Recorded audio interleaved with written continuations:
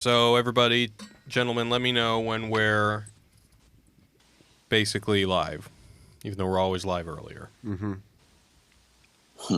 Check, 1, 2 on the microphone. We are live. Hey-o. Oh, okay, great. What's up, everybody? Welcome to Show Me the Meaning, Wisecrack's movie podcast. Show me the meaning! My name is Jared, and I'm joined here with the Show Me the Meaning crew. We got Ryan. Hey, film fans. And Jacob. Hello, hello. And Austin. Yo. This is very special because we thought Ryan was going to be on the phone today, and then 10 minutes before we started recording, he just shows up at the door. And everyone's so happy. We're so Viral. happy, and man. I feel like I haven't seen him for, 2 months? It's been a while, It's yeah. been a Happy while. New Year. Happy New Year. So, man, you should do that more often. Yeah, just pop in on any time. Anytime. Yeah, I wish there was anytime. more federal holidays, that I could do that. We could work on that. Yeah. So today, welcome back to Nick Cage Month, everybody. This is the Hell yeah. second installment of Nick Cage Month. Today we're covering Face Off, the 1997 movie directed by John Woo, Whoa, whoa. Face off day! Whoa. starring Can I Nicolas just say, I Cage love and John how Travolta. Nick Cage month doesn't actually settle in an actual calendar month. Of but course it not. straddles No, Of two course it not. straddles totally 2 Nick months. Cage. It's eccentric and doing its own thing. Exactly. That's Nick exactly. Cage, Oh, yeah. Yeah, does whatever the You know fuck he wants. You know we on get meta his like month. that. Anyway, so we have 2 more movies after this one for Nick Cage Month, and we decided that we're going to leave it to the patrons. So if you guys go to wisecrackplus.com, you can join the Patreon, and you can cast your vote as to what Nick Cage movies you'd like to see. In the running are Adaptation, Raising Arizona. All right, it's a little bit late. I think there's there might Drive be... Angry, Leaving Las Vegas, Knowing, Wild at Heart, Ghost Rider, Con Air, Moonstruck, and Bad Lieutenant Protocol New Orleans. That's a Wow. long list, too. It's a long They're list, all but good, we're going to though. get the top 2. The top 2 are going to be the next 2 that we cover. I will not be unhappy no matter what gets picked. Well, I know that's what that. happens when you're covering Nick Cage. But anyway, I haven't seen a lot of them, by the way. I had. Well, I'll wait. I have not seen a lot of them. Seen them either. all. They're all good. I Even- contest that Matchstick Men is not in there. I what's forgot up with about that one. I didn't. Yeah, I mean, look, he's been in 75 movies. So, No, wait, so Wicker Man. you've seen Ghost Rider? Yeah. Okay, I have not seen yeah. that one. All right. Anyway, let's talk about Face Off. Let's go for first impressions. What was it like the first time you saw this movie, and what was it like revisiting it? Let's start with our guest that we haven't seen in 2 months, Ryan. Well, the first time I saw this, I had a just mini teenage Ryan just movie orgasm. I couldn't believe what I was watching. It's exactly what I wanted in a movie. I feel like I've said that on a couple podcasts recently, but yeah, this is exactly what I want out of the movie. It's just an absurd high concept situation, beautifully done and rendered with awesome John Woo slow-mo photography with batshit insane acting from Nick Cage and John Travolta. Everybody's hitting on all cylinders here. And yeah, this movie's amazing. Can't wait to talk about it. Golf clap. Okay, cool. What about you, Jacob? I don't remember the first time I saw it, but I remember loving it then. And God, I watched it on the airplane this time. What a fucking great movie! I was like, yeah, I couldn't hold myself back. I was on the texting. I was like, dude, fucking John Woo's the man. This movie's awesome. The name is great. I love the double entendre with obviously the face and a face off. The fucking action is insane. It's Yes. so good. You don't Yeah. get that anymore. You don't I get kept that thinking about anymore. John Woo. I kept thinking about Mission Impossible 2. I love the high concept. It's just perfect. It's a great movie. And then to be able to see these actors both kind of play each other was awesome. So you get 2 performances out of each. So you get 4 performances. It's just, it's the best. I loved it. So yeah, it's one of the best action movies ever. And Oh, especially the stars. 90s. It's awesome. Awesome. Austin, what about you? I'm going to throw the wet blanket on this. You love letter. motherfucker. No, boo. I mean, okay, there are a couple of good sequences. The Mexican standoff at the end. I like when they point the guns at the mirrors, and it's like, oh, they're shooting the other, but they're really killing themselves. And Yes. there's some interesting stuff there. I thought that was a cool shot. And then some of the action sequences are just simply balletic, especially when they go into Castor's lair or his apartment building. I mean, that was just a fucking crazy scene, right? Mm-hmm. Other than that, God, it was so hammy, and I get it. that's the point. You got to enjoy it on that level. But like vampires kiss for some reason. I can deal with this kind of hamminess. But with this, dude, it just didn't do it for me. I thought the storyline was ludicrous. I don't know. Like, hey, look, not every movie can be vampires kiss. Okay, right. I know. That's the I know. caveat. I mean, and I know I should not get hung up on the science, but like, come on. It's The completely science is the accurate, best man. part, It's better than 100% Inception. More than human It really, centipede. yeah. I mean, I'd actually see. I didn't Better than- see the movie in 1997 or anywhere near that, but it kind of. I was like, wow, you know, people really optimistic about science Yeah, you back just- in you just '97. suspend disbelief. Well, I don't know, like.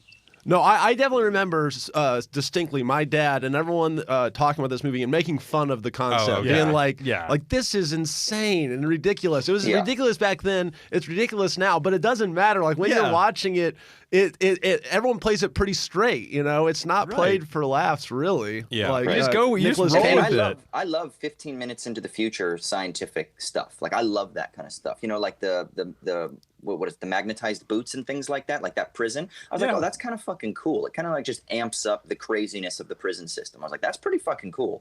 But I don't know, man. It just didn't do it for me. I'm sorry. Wasn't the security but- guard like Marge's husband from Fargo too? Yeah. Yeah. Totally. Oh, her- is. No. Oh no. Well, the director of the FBI was Mr. Gunderson. Yeah, you had two Yeah, Fargo Fargo, actors, yeah, but yeah, I think the security guard is Marge's husband, the one who's like, He I want to is. make you some Yeah, eggs. Right. Danny Yeah, Masterson. yeah, you The gotta have cast a is crazy. You gotta got have a Arby's on breakfast. you, Marge. Yeah. To your point, though, Austin, I really love the kind of logical jumps in this movie Me and how they too. don't really address it, but you are kind of like, you know, they would totally recognize these people way earlier just by little quirks in their body. There's no way the thing would be that perfect. The The hair, surgery. Oh yeah. the teeth. You know, yeah, the teeth- surgery's perfect. Well, it's funny to me The whenever structure of your nose, Right. your The eyeball jawline, color. your gum line. I don't but know. I think that makes it fun. Your breath. I don't know. For me, it's all about the moment in history that the way that people feel about technology of whether or not you would buy that or not. Because, you know, you see all those machines, the computers that all look very state of the art, high tech for the time. And I don't know if it was, depending on the level of exponential technological growth that this movie came out in, which was 97. Once again, I saw this movie for the first time last night. So man. I was wondering in my head, I was like, oh, you know what? Maybe like, you know, in the past 2 years, computers had just exponentially gotten better to such a degree that people might actually believe that this might be a thing in a couple years. But you're probably right. It's probably ridiculous then and ridiculous now. It would be ridiculous now, no matter what. Yeah, of course. So Yeah. what did you think of the movie? Your first It was viewing. awesome. It was my first Hell viewing. yeah. The 21 only years thing in. I will say is I don't remember.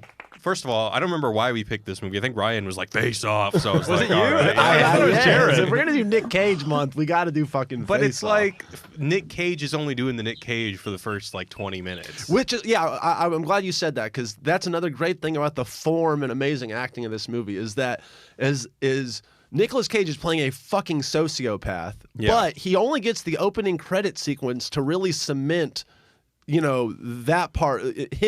Nick Cage is Castor Troy being Castor Troy, and then from then on, it's John Travolta being Castor Troy. Yeah. So he has to play it totally different. But that opening sequence with the choir boy and him grabbing her ass, it's like, dude, it's amazing. Like And that how face. that's the foundation for the character. Yeah, that face. You really are like, yeah, this guy's crazy. Yes. And then there's this amazing commentary track that Nick Cage talks about. You know, whenever they filmed that scene first, so that was the first scene that they filmed, and then John Travolta was over there watching, and he was like, "Wow, so that's the kind of acting we're gonna be doing," because he had to basically Right, be him yeah, for the that's rest of correct. the movie. Exactly. He's like, "Fuck, I got to do that." You know, like so that's Nick Cage is responsible for a lot of this movie's batshit. Yeah, you imagine insanity. like whatever well, you energy gotta he keep, puts you gotta in. keep them stakes high. Like Yeah, that. yeah, absolutely. Whatever energy he put into that role, you had to have emulated by Travolta, which would have been crazy. Both of them had to really like, observe each other to see like how are you with your wife and how would you be in this situation? And man, I didn't know this was a body swap film. And Best you know, body it's swap like, film ever. Better than 18 Again. Better than 13 going on 30. Better than Freaky Friday. better than Get Out. what was the one? Yeah, I don't think so. What was the one with Ryan Reynolds and Jason Bateman? Ryan Reynolds. There was a Yeah, there were- The Voices? where they No, it's where they do the Freaky Friday thing, but they do it with the two dudes, and Ryan Reynolds is like it was. I mean, the movie a did playboy, not. and It came out like 5 years ago or I something vaguely like that. remember. like Anyway. The Double. Was it called? No, not The Double. That was the Jesse The Eisenberg Deuce? film. I know what you're talking about. The I don't Switch know. or some shit Anyway, like that. The Switch. I think that movie was is it. pretty impressive. I mean, it's not as good as this one. Someone recommended not 8 as fun. Millimeter, another good movie. Oh shit, I haven't seen that one either. Yeah. Point is, I like this movie a lot. It's weird because I love John Woo, and I'm more familiar with his movies in Hong Kong than I were in his ones in America. And the first thing that caught me was the fact that Nicolas Cage, in that first scene when he gets out of his car and like his trench coat is billowing in the wind and he's got those two ornate guns. I mean, he's basically Chow Yun-fat from a Better Tomorrow. And I thought that was really interesting. And that's kind of the lens through which I ultimately analyze this movie, and what we'll talk about is kind of how this movie is an interesting departure from John Woo's Hong Kong movies and even the first two movies he made in America, because before this there was Broken Arrow, a failure, and what was the other one? Payback, but that was later. Oh, I don't know. Was it not Mel Wind Talkers? Was that? Oh yeah, he did Wind Talkers. Okay, Yeah, that's true. Anyway, I really like this movie. I love all John Woo action movies. It was cool to see a version of The Killer and Hard Boiled and Bullet in the Head. Yeah, with two American actors that I like a lot. By the way, if you're listening to this, you don't know John Woo, those are the movies you should go check out. Bullet in the Head, The Killer, Hard Boiled, and A Better Tomorrow. Better Tomorrow, And I think there are some Face A Off. Better Tomorrow sequels, which I haven't seen all of them, and they're not as good as the first one. and then Mission Impossible 2, Yeah, which I is think so is good. awesome, but that's him in America. Yeah. And then the Red Cliff movies are pretty cool. Yeah. Don't see the theatrical one that's condensed into one movie. See the foreign ones that are two-hour movies. Anyway, let's go into a recap. So, Yes. terrorist Castor Troy shoots FBI officer Sean Archer on a carousel, accidentally killing his young son in the process. 6 years later, Sean catches and puts Castor in a coma during his attempt to blow up L.A., but his bomb is still out there and his plans still in motion. Castor's brother, also in custody, will only speak to Castor about the bomb, so Sean undergoes an experimental procedure to implant Castor's face onto his. With 6 days until the bomb explodes, Sean infiltrates the prison as Castor and learns the bomb is at the LA Convention Center. Meanwhile, the real Castor wakes up and makes the doctor put Sean's face on his, turning this into a veritable body swap film. Castor, as Sean, gets his brother out of jail and defuses the bomb to soak up the glory. He then has sex with Sean's wife and puts his plan into motion to cripple all other terrorist groups, leaving his crew to be the only big dogs in town. All the while, Sean as Castor rots away in jail. Sean as Castor escapes from jail, teams up with Castor's old crew where he learns that Castor has a son that he has all but abandoned. Castor as Sean and the SWAT team start shooting up the place, leading to a face-off between Castor and Sean. Castor's brother dies, and Castor as Sean kills the director of the FBI.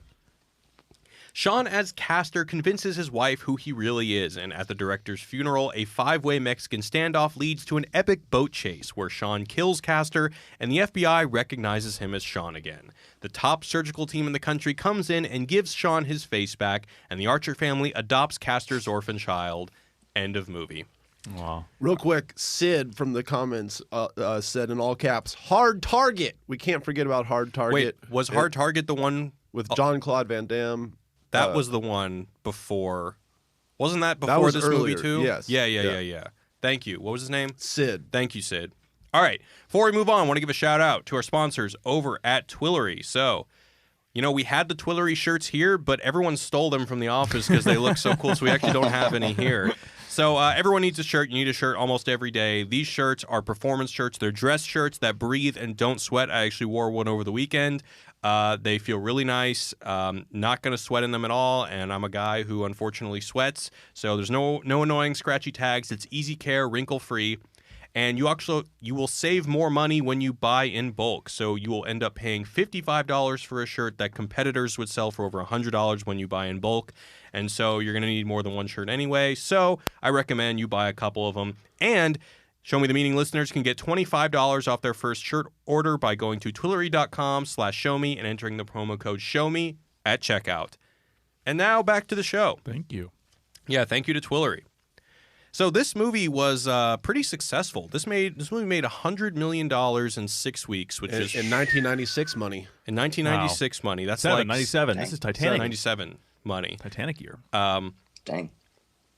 And it's got like a 92% on Rotten Tomatoes, which means that, I mean, not that we should take that aggregator as being some sort of like absolute barometer for good films, but at least, you know, it got some critical love.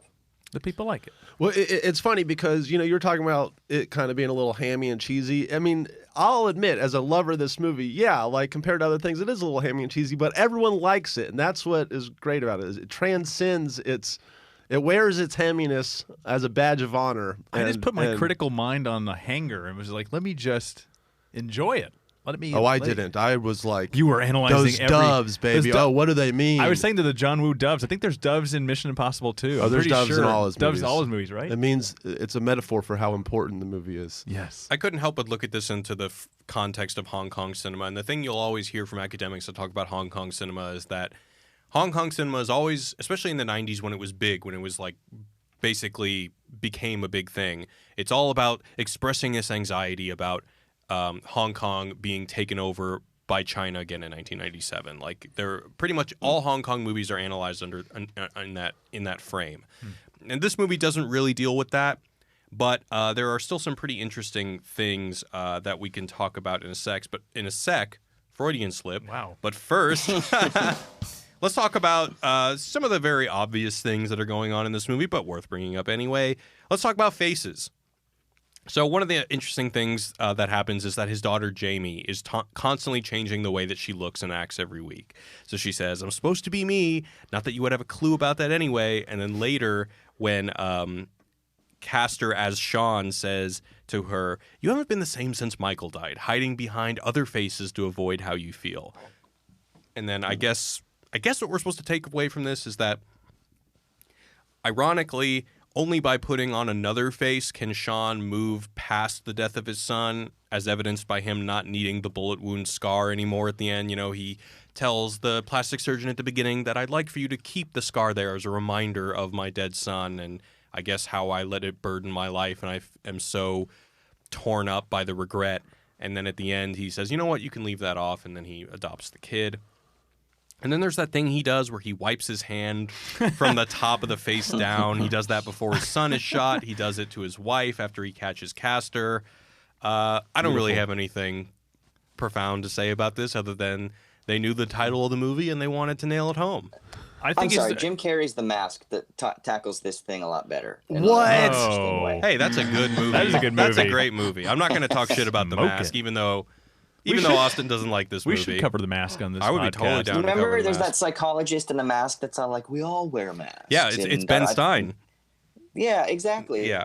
There's some going on here, too. Like in ancient Greece, the idea of, I think it was prosopon is the Greek word, which basically means mask, and it's what actors used to wear over their face. And it was this idea that there's something about the performance and being a new person.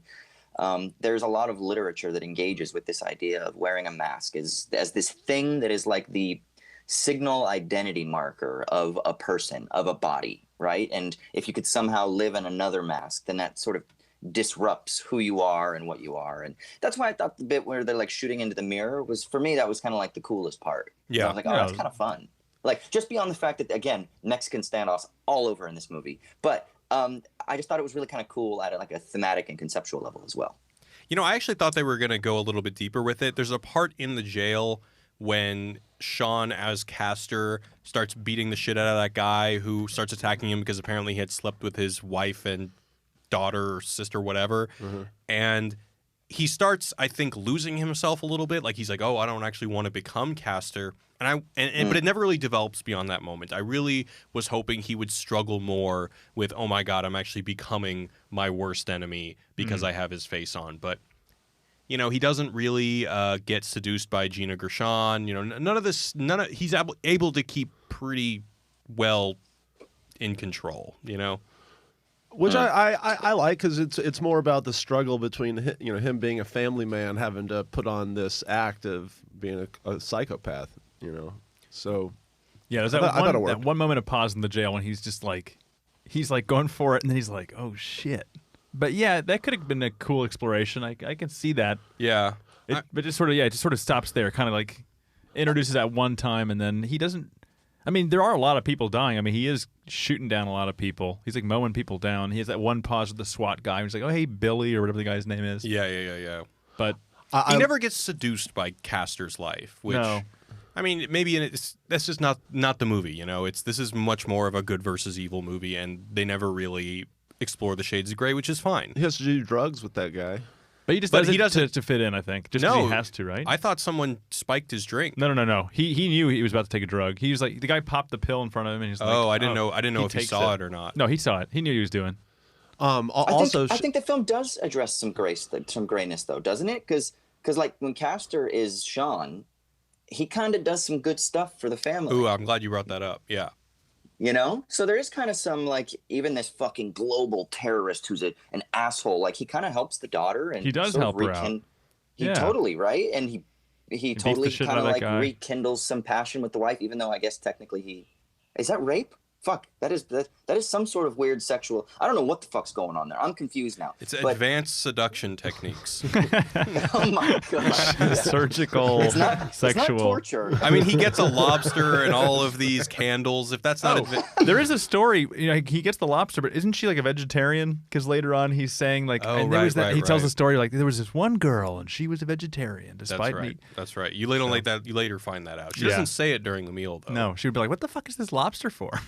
Yeah. Also, shout out to the actor who plays Castor Troy's brother. I think that he was good. Awesome. Yeah. Oh, Niccolo Alessandro, Niccolo or something like that. Maybe. Yeah, I like. And I was like, what happened to Joan Allen too? Because we saw her in Pleasantville that year, probably '96 or '97, and then she was in this. And then she's in the Bourne Identity. She's in one of the Bourne films. Yeah, I haven't seen her in a long time. Yeah. So I did a little bit of research about this movie because I was like, it's not the deepest movie in the world. We're supposed to show people the meaning, goddammit. So anyway, I found this essay by a guy named Robert Hankey called John Woo's Cinema of Hyperkinetic Violence. So I'm going to be citing from him. And he brings up a good point about John Woo's films before this. And so he is calling... Well, this is what he talks about, but I am dubbing what he talks about the Wooian bromance. So... in films like A Better Tomorrow and Hard Boiled, these are John Woo's films in Hong Kong, there's kind of this masochistic bromance among equals, and there's like this nostalgia for this gone sense of honor. These are essentially like male melodramas. So it's oftentimes a cop and a criminal, and regardless of the fact that they hate each other or that they're diametric opposites, there's like this sense of identification between the two of them. There's this sense of intimacy. And it's kind of like if you've ever seen Heat, that last part of Heat where De Niro and Pacino are like holding hands because they both go through the same pain. That's kind of what we see in all the cop versus gangster movies of John Woo's Hong Kong cinema before this. And it's interesting that in this movie that doesn't happen. The only thing that you could really say is that is intimate between Troy and Archer is that they're both fathers. But I find it really interesting that the terrorist in this case, Castor, is like just unilaterally evil. And the movie even frames the whole discussion as like a all-time battle between good and evil with all that religious iconography or the fact that the Mexican standoff happens in a church and stuff like that. So I found that to be pretty interesting. But you don't think that maybe that they need each other though? That there's some sort of like connective. Yeah, it's like Batman and dialogue. Joker. Yeah, exactly. I mean, like the law wouldn't be the law without transgression of the law, and vice versa. Transgression of the law wouldn't be a transgression if it didn't have a law to transgress, right? So you've got this terrorist who wouldn't really have an identity were he not kind of counterpoised against the foil of Sean Archer, and vice versa. Yeah, no, I think that there's definitely something to that, and I actually want to talk a little bit more about that, because it does seem to suggest that Sean not only... He's able to find some sort of epiphany in things that he has to change about his home life or just him as a man that he's only able to get by either being Castor or by Castor changing something in his home. But I guess the distinction I'm trying to draw here is like when you have two people with their guns pointed at each other's head, which is like the poster for a lot of John Woo movies in Hong Kong, it's usually like two guys who have the same struggle and they're all just products of their environment, and just because of the way that society is, they've just been thrown into this situation where they have to fight and kill each other, but they still hold on to this common sense of honor. This one is way more like nihilistic, popcorn movie version of his. Well, Castor Troy is definitely the Hong Kong nihilist, movies. which is interesting because Yeah. he's Like I Jacob. said, he's a pure definition of evil. Like there's nothing. Yeah. There's no motivation that you can kind of reason with. Just money and women, drugs, Good time. the good stuff. yeah. What were you gonna say? You're Yeah. saying, So in a way, though, that's interesting. So then he's like pure instinct, and Travolta is like manicured. I have to. Or he's Sean Archer, pure I should say, his good, character's in like, a way. Like yeah, he's like painted as very I have to follow angelic. the law, and I am upholding this higher standard. And so it's almost like you get this commentary on human nature versus society. Like maybe Castor is what you are when you don't have the law and you need the law, but you can't have too much of the law because then you become a stiff and you forget about like how to connect with people at another level, like his daughter and his wife and stuff like that. I mean, obviously there's a connection going on because they have to inhabit each other's identities in their bodies.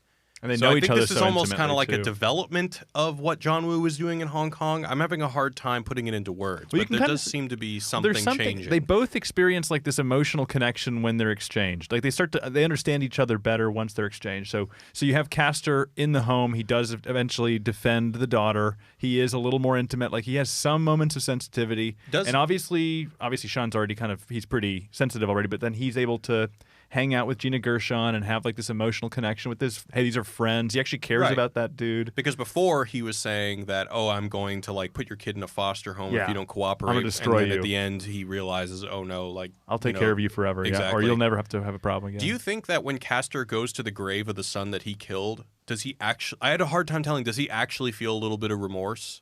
It was not painted to make you feel that way. Like it didn't seem like he seemed pretty cold. I mean, he was there for her, but it was clearly a gesture. Yeah. It didn't seem like he was like, oh, No, fuck, I fucked it up. Yeah, But he did say, hey, look, it was an accident, man. He did say at one point, he tells him, he's like, hey, I was trying to kill you. Your kid was just an accident.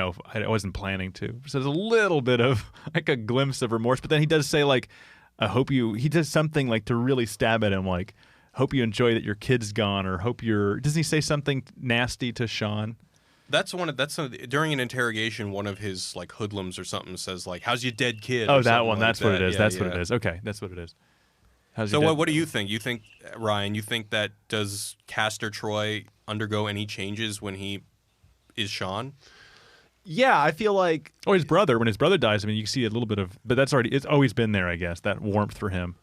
I think that he's clearly like having fun with being Sean Archer, and so to me, when he's helping the daughter out, when he's helping, it's actually not like, you're not supposed to say, oh wow, he's really giving her great advice. Like it's like fucked up advice to give a high schooler a butterfly knife and say just dig it into the wound so it won't open, But it's kind of, you're also like, well, it is helping her protect him, or herself. But I mean, how cathartic is that moment when he beats the shit out of the Oh boyfriend? yeah, it's awesome. So I feel like he's just pure. Whatever's in front of him, he's going to do what he wants to do. And yeah, I don't think that. To me, I think the funeral scene as the ultimate like middle finger to the Troys, or to Castor Troy, because he's putting on the grief, but really, he doesn't give a fuck about any consequences or collateral damage to his selfish acts. I feel like at the end, and then at the very, very end, the ultimate fuck you is he's about to die. He literally says, "Hey, let's just kill each other. Fuck it." He's that nihilistic when he shoots at the mirror, like, and then he's like, "Well, I'm gonna die, but just to fuck you over, I'm gonna take a knife and fuck your face up." Yeah. It doesn't end up doing anything anyway. Yeah, but still, it's just kind of like. He's only doing it out of spite because he's a dick. I don't feel like he's the personification of evil. He doesn't pure black and white. grow it all. Yeah. We also got Margaret Cho in the movie too. Did you guys catch that? I did. Yeah, she's great. Yeah, she was good. I saw her name in the credits. I was like, whoa, I didn't even realize she was active It's such in a Hollywood crazy that cast. early. CCH Pounder is in it. It's like Thomas Jane is in it. Oh yeah, Like what the? He's fuck? awesome. The whole police squad's really good. I believe them. It's across the board. It's a great movie. Another thing I found interesting is that the stakes of the movie, at least for the bulk of the movie, are not some kind of existential threat. Because the bomb is diffused in the middle of the second act. Mm-hmm. I found that to be pretty interesting. What's more at stake seems to be his family life, because it's like vaguely hinted at that Castor is, what is he? He's going to use the counterterrorism resources to put all of his competitors out of business. But I don't feel like that's like a throwaway line toward It just becomes the end of, but right before the showdown.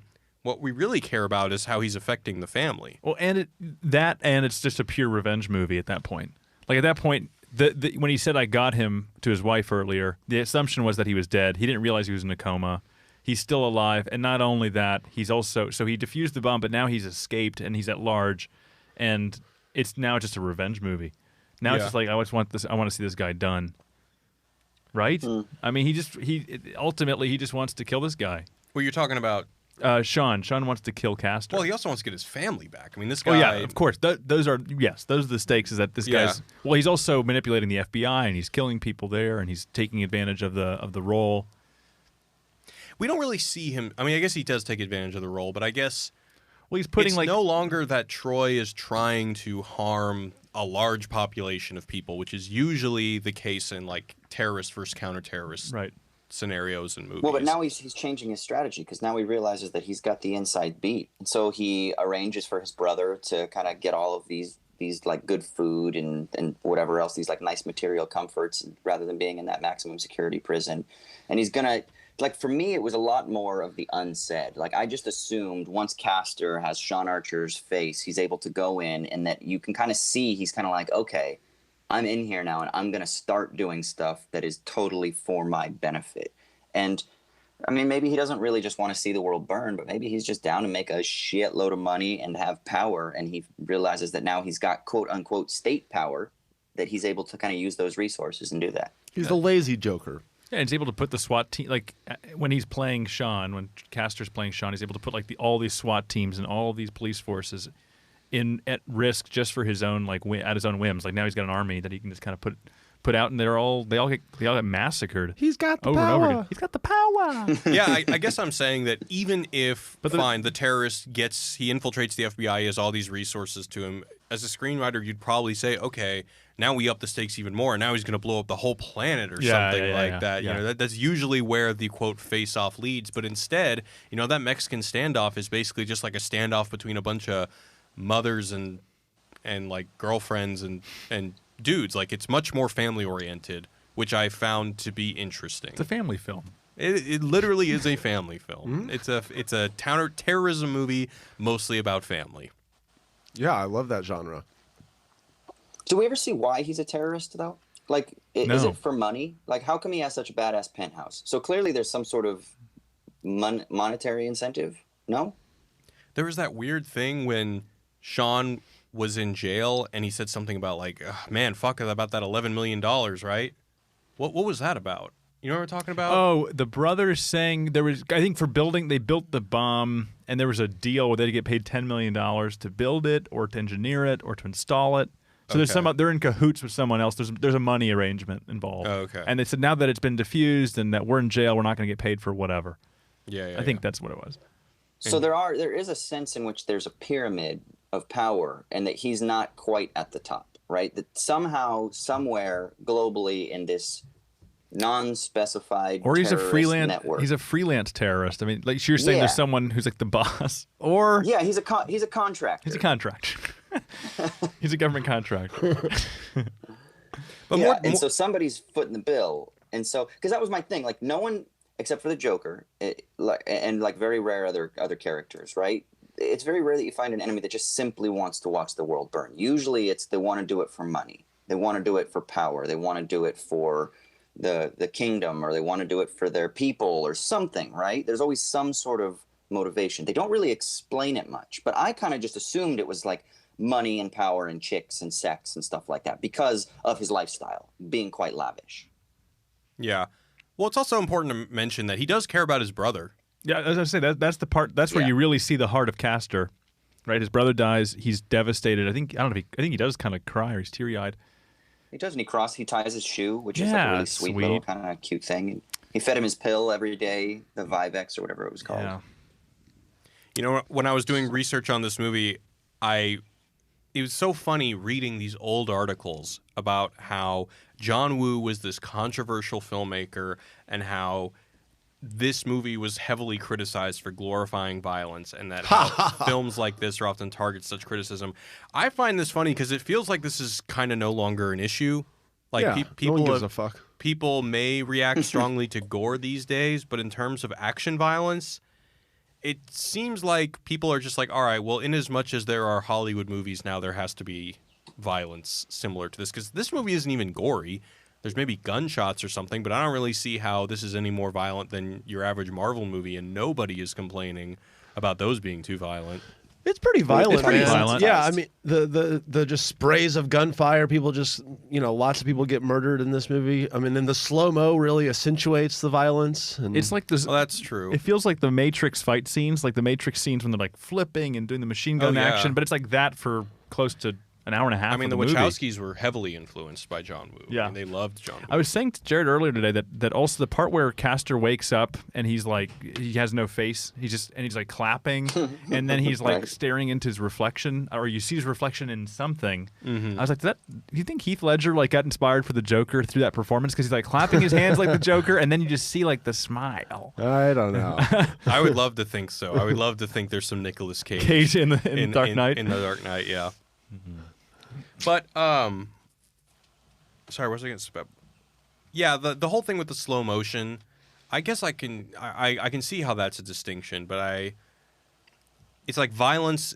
The reason why there were, I guess, so many violent movies back then. I mean, I still contend that there still are today, but that's because the only thing violence lets movies travel well.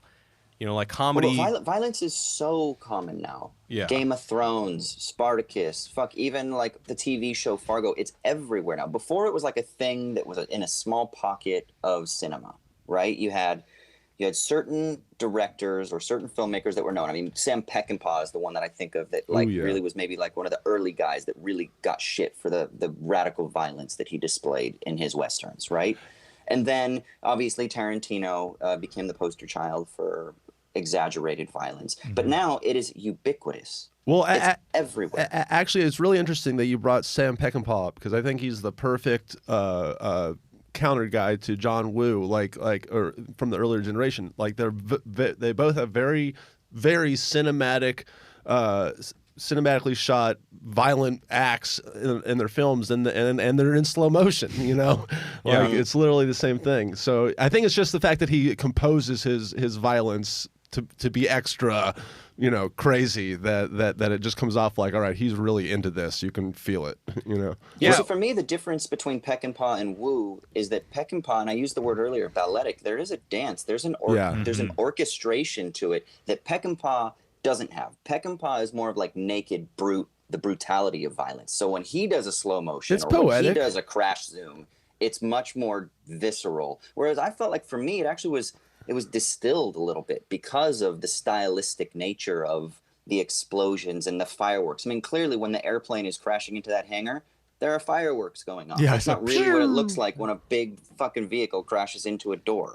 So for me, it was much more spectacular in the literal sense, like a spectacle, than other forms of violence. So I actually didn't think the violence, for me, and maybe it's because I'm just a fucking desensitized motherfucker now, but it wasn't that kind of like horrific in this film. I wouldn't call it horrific. It was more just, like you're saying, operatic. I also think that And gratuitous. I mean, the yeah. boats flipping around in the air. I mean, it was like, wow. It's huge action sequences, but violent. I mean, another nonstop. element that lends to that, I think, is the score. It's this heavy, like cathedral, like operatic score It that felt makes like, it feel like intense. Was it Mancia? Or what's the guy who did the Speed soundtrack? Like, it sounded like that kind of intense. I don't know, but it's action music. Like choirs and Yeah, stuff. the choir. It was good. Great stuff. So more to Austin's point. So in an interview, John Woo said, speaking about his slow motion gunfight sequences, he says, "In those sequences, I was very influenced by musicals like Singin' in the Rain and West Side Story, and dancers like Fred Astaire and Gene Kelly. Yeah. They have a rhythm of life, and I shoot action scenes just as if they were dance sequences." 100%. Like for me, and I know that I'm probably just being fucking white boy trying to synthesize any Asian person, but I was thinking of like Jackie Chan and like Rumble in the Bronx, and how it's kind of like, this sort of Buster Keaton choreographed sort of thing. Like for me, that's what I was thinking of when I watched this. Whereas when I think of a Tarantino type or even a Peckinpah type, I don't think of them in terms of trying to create choreography as much. Even though I think Tarantino's like car scene in is it Death Proof or the other one?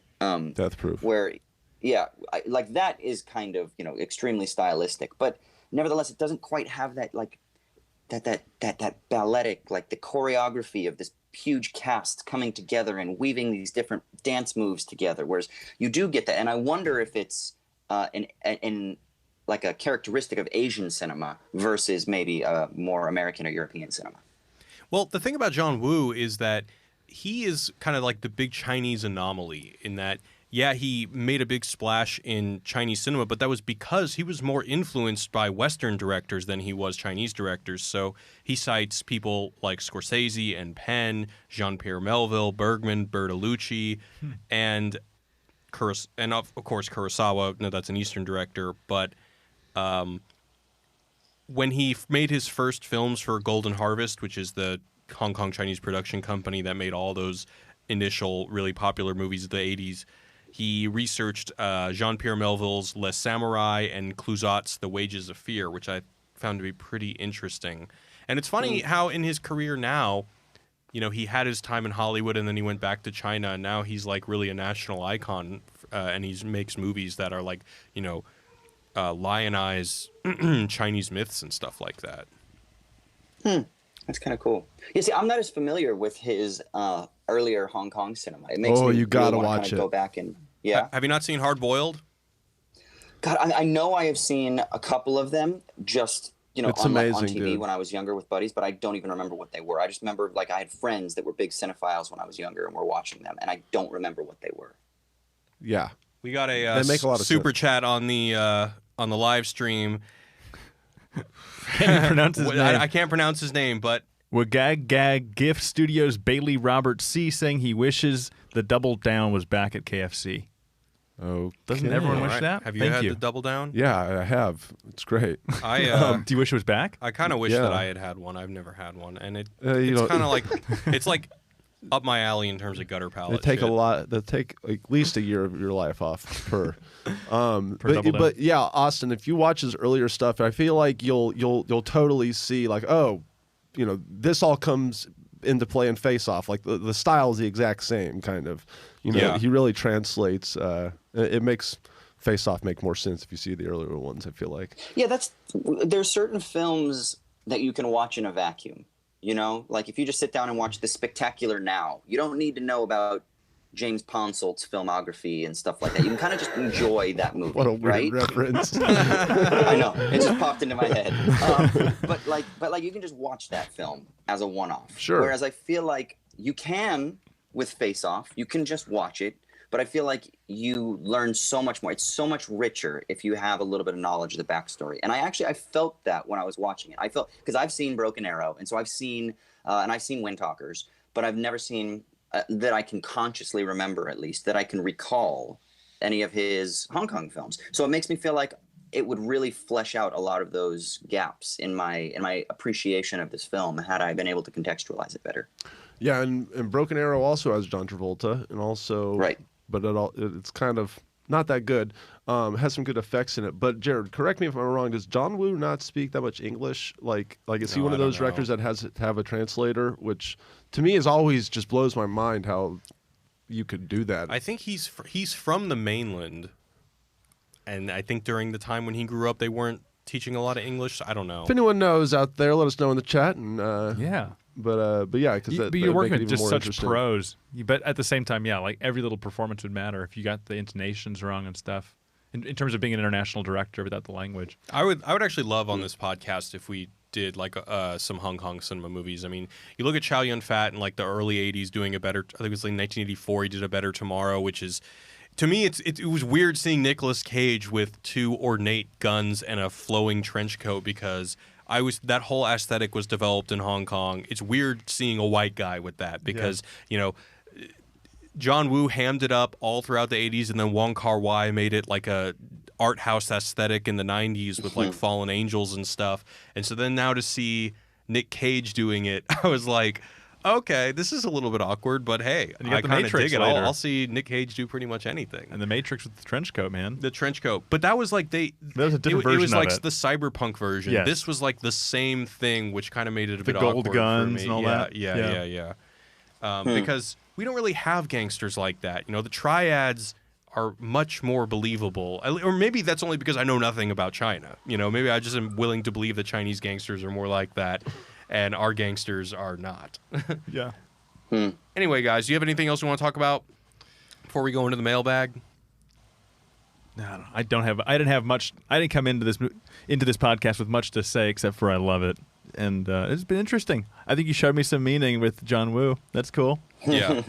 I mean, I guess if this is Nick Cage month, where do we think this film stacks up in his filmography? Is it a middle of the road, or is it up towards the upper tier? I mean, those first 20 minutes, I think, are pretty important for establishing the character, and I think he did a great job. I mean, we talk about his nihilism and stuff, and I love his lines like, well, you better pull the trigger, because I don't give a fuck.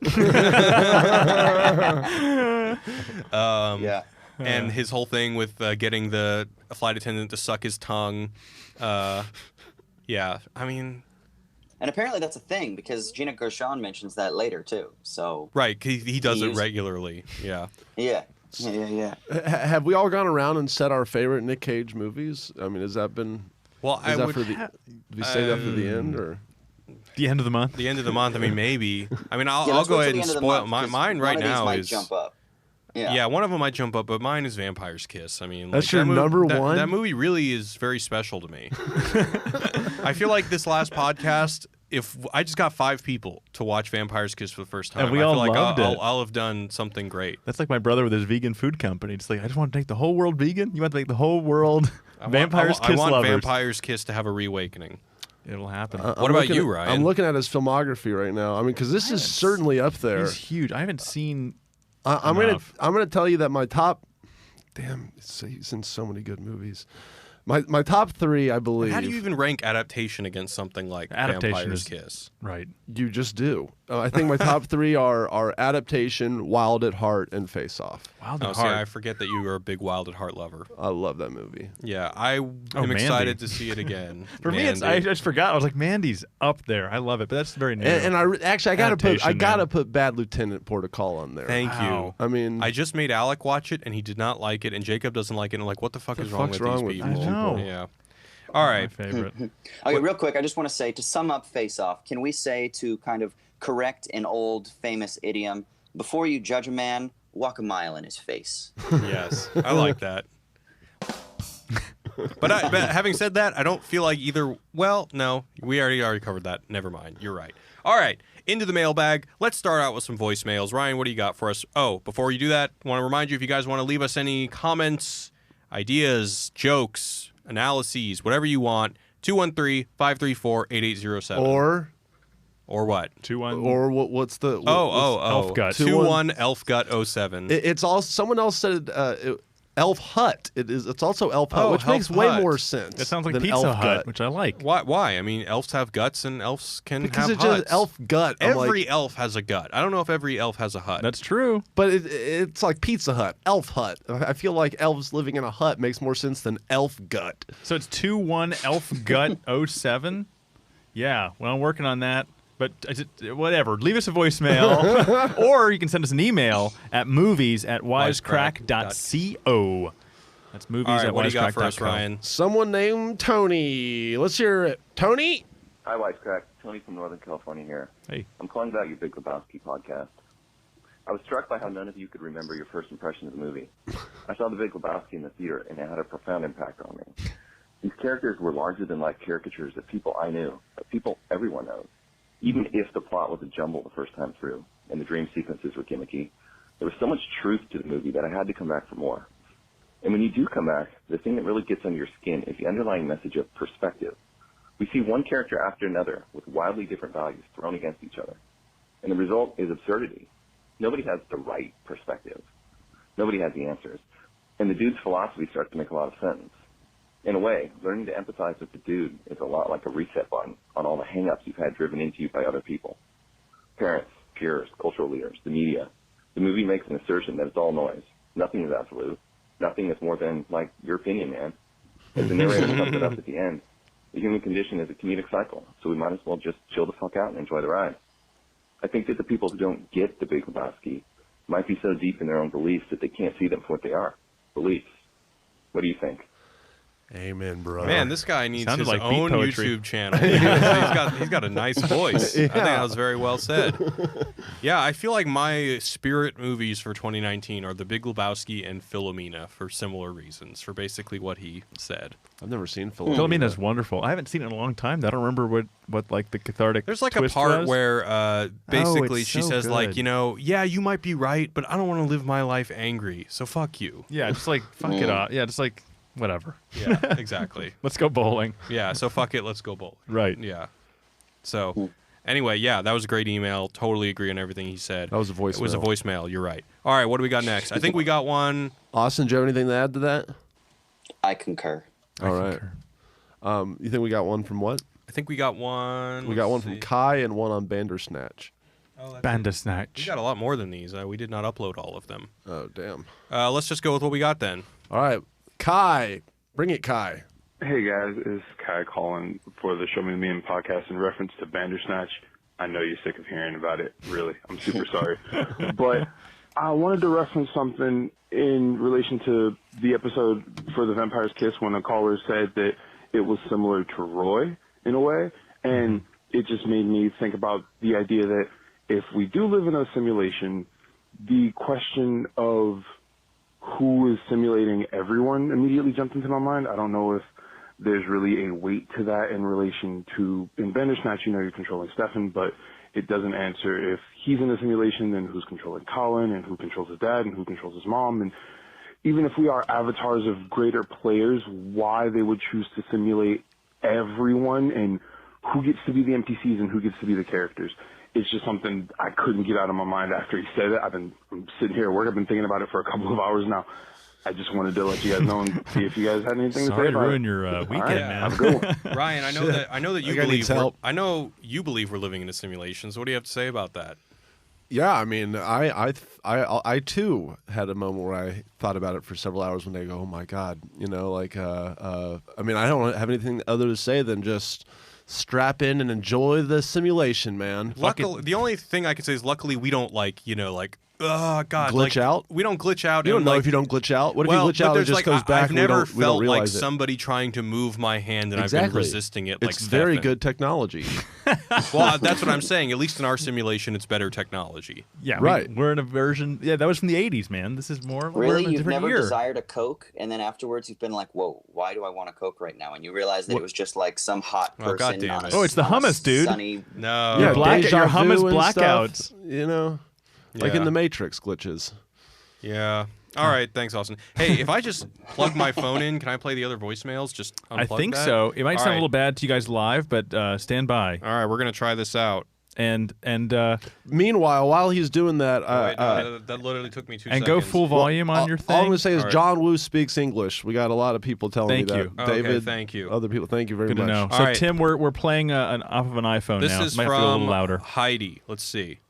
I think you have to see go. if- Yeah. Hit it, Heidi. This is not working. Fuck me. Why did? Oh, maybe that. on Vampire's Kiss, and I'll try Okay, yeah. Now this is working. I can Here we hear go. Hey, him. my name is Heidi. I just wanted to share a quick take on Vampire's Kiss, and I'll try to keep it short. So my take is that Peter was actually bitten by the bat and developed rabies, which could explain a lot of his symptoms. So I think his medical symptoms combined with his psychology to develop this elaborate fantasy that was basically a reflection of his deepest desires and fears.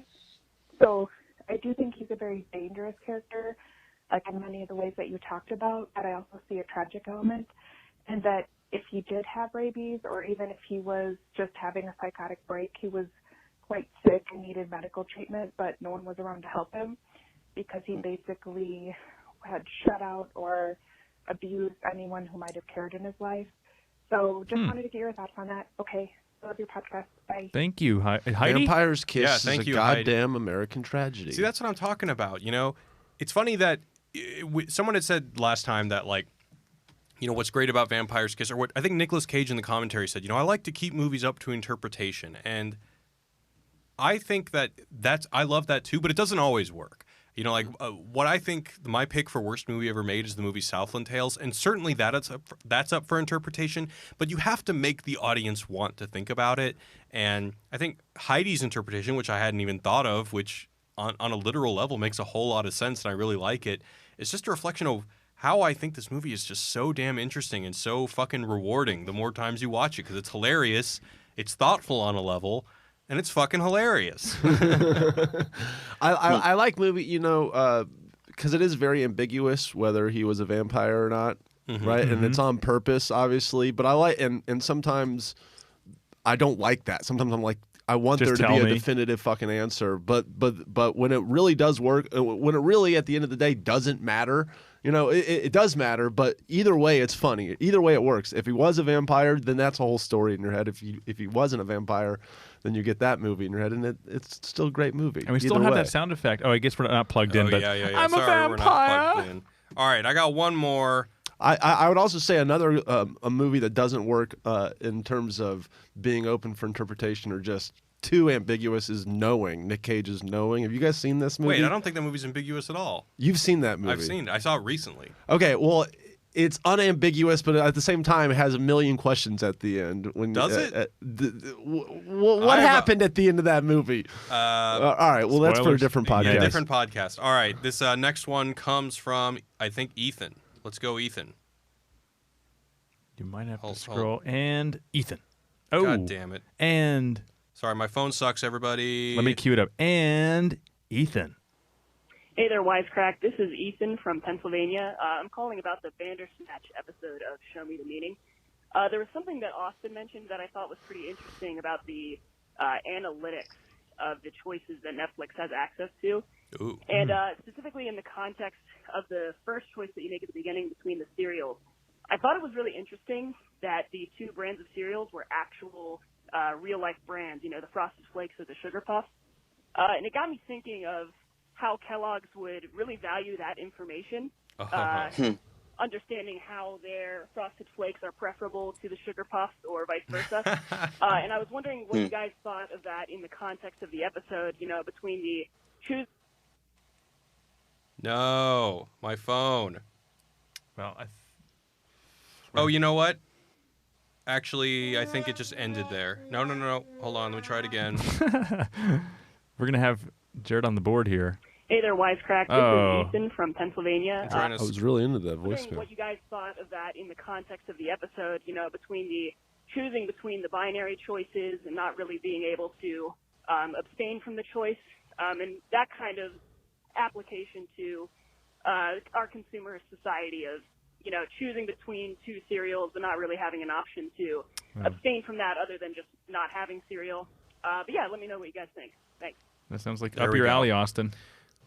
Yeah, so it was really interesting. I actually watched this again with a friend just the other night, Yeah. and which was a totally different experience than the first two times I had played/watched it. But one of the things that I picked up on in my first couple viewings, but that really struck me with the last one, is the bit where you have an option to choose how you want to reveal yourself to him, either as the symbol or as Netflix. And if you choose Netflix, there's like this explanation that's trying to communicate with him. And one of the things that it says is it's like TV, but online. And I almost feel like there's a criticism, and I think we briefly touched on this. I don't know. I talked about this now with multiple people in different locations, so I don't remember what I said where, so forgive me. But it's almost like it's Charlie Brooker's making a criticism about Netflix as a platform in the way that where TV used to kind of like give you something, but now the choice is yours. It's all about you. It's you, and we already live in this sort of like narcissistic, personalized society where you can create an iced, non-fat, sugar-free, no foam, blah, blah, blah. I mean, you wouldn't have iced foam, but whatever. You know what I mean? Like this construction where everything is so personalized. It's so much about what you want to do to create your own personalized commodity, make you feel like you have control, but really you don't have control because the options are still given to you. And so it's this insidious way of sort of like programming us to kind of make us force ourselves to choose from within this array of options by giving the illusion of free choice. And I think that's something that's so interesting. And I feel like even Netflix as a platform is being criticized by this film or by this game film as well, because Netflix itself is part of that same sort of systemic tendency. Are you sure you didn't get that point from an emailer? Because we got an email from Alexander who says essentially that. He says, I mean, I've said that because I did an episode, like a bonus episode on Owls at Dawn, and then on my other movie podcast, we also did Bandersnatch, and I said it in one of them as well because that's one of the things that I was thinking about. So Alexander says, the days of simply browsing through Blockbuster and picking out what to watch on a whim are over. The movies and shows on Netflix on your homepage are displayed according to a highly specific algorithm designed to point you toward what Netflix wants you to watch, thus only giving you the illusion of choice. Netflix even came under criticism for allegedly using a viewer's race to determine what movie poster to display, seemingly going as far as to misrepresent the movie as more prominently featuring black actors than it actually did. So, by making Netflix a legitimate part of Bandersnatch, Brooker seems to be subtly pointing out that if our illusion of free will is present even within Netflix, then this illusion must permeate through the rest of our lives as well. What do you guys think? Is this a valid reading, or am I being too meta? Well, first off, Alexander, you don't get too meta on this podcast. You gotta get some dome. So,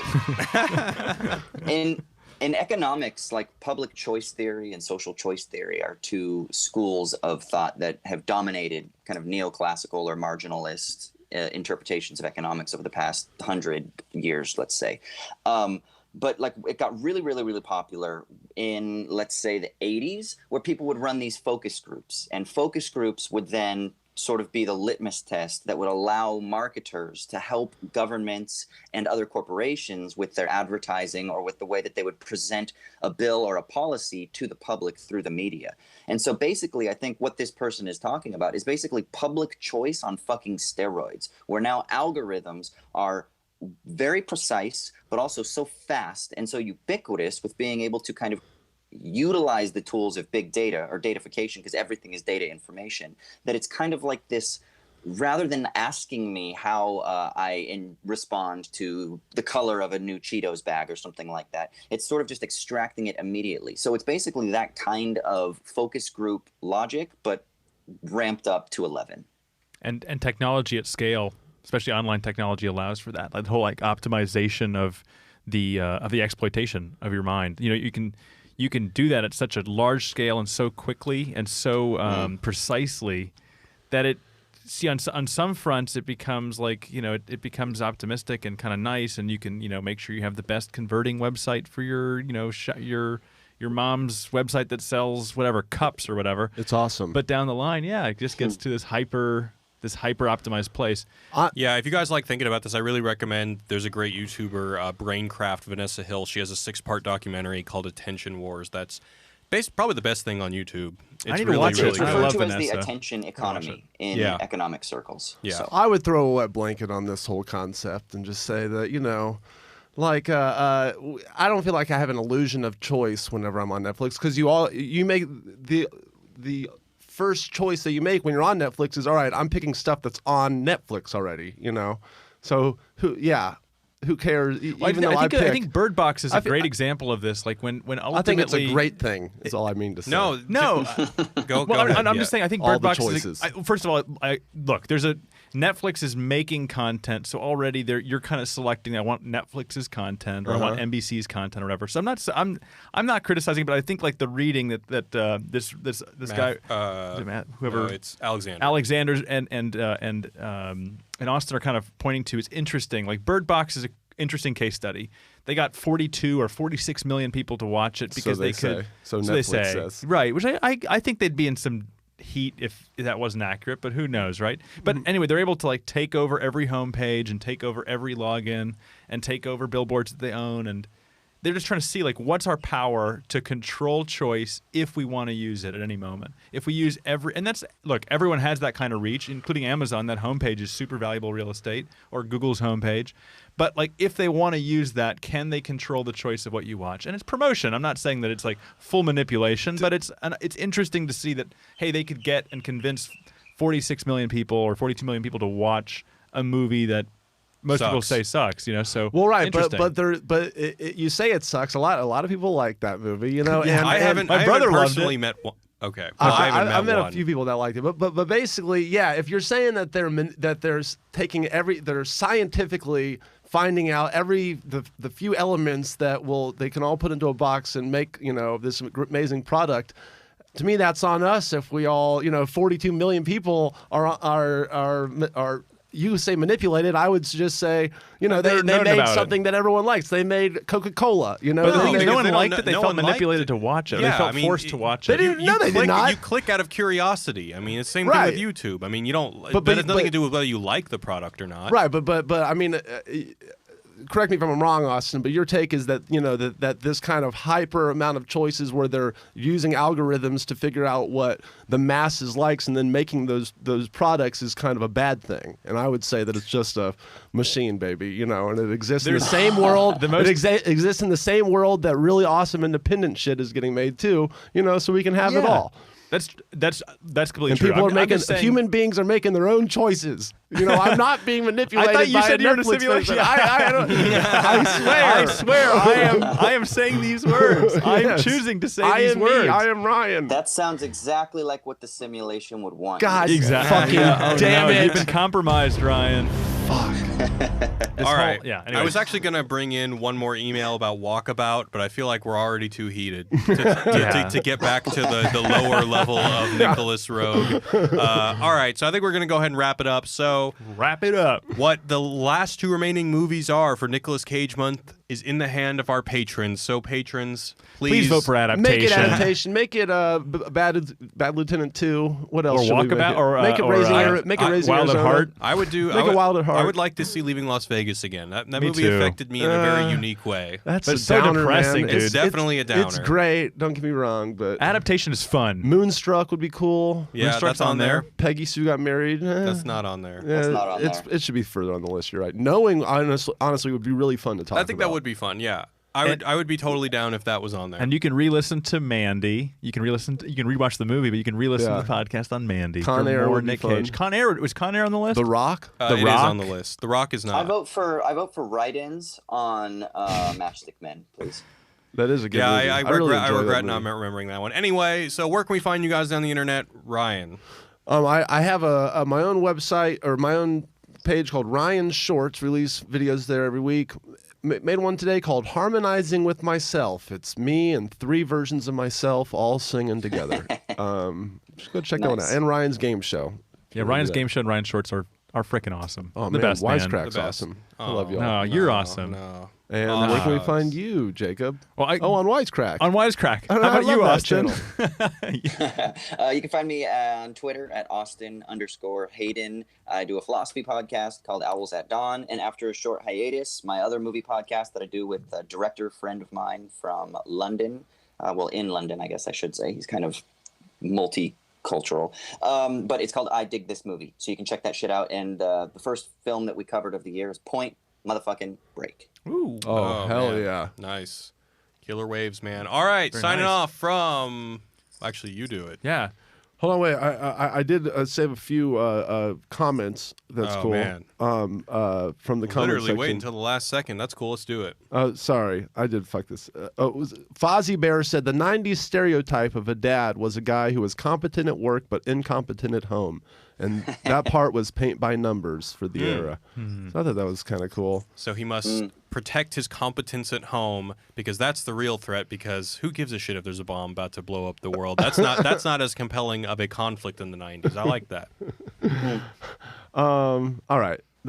I can't find the rest. But anyway, all right. Goodbye from Hollywood, California. Peace, guys. Bye-bye. See you Have a later, good night, film everybody. fans.